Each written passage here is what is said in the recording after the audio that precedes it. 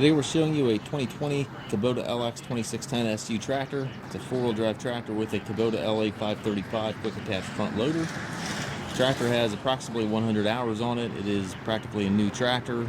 It does come with the balance of the factory Kubota warranty. It does have the skid steer cell quick attach for your bucket connection up here.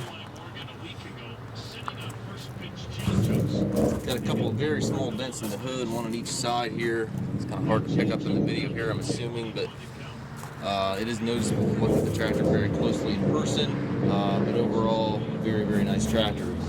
Still have the ridges here on the tires, so you can see it's barely been driven. It's got the foldable rollover bar, 3-point hitch, drawbar, PTO, top link, everything's here.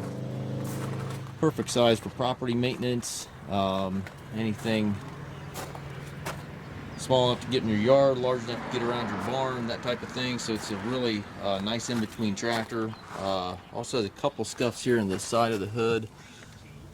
Again, not sure if you can pick that up in the video, but you got a couple scuffs right in this range right here.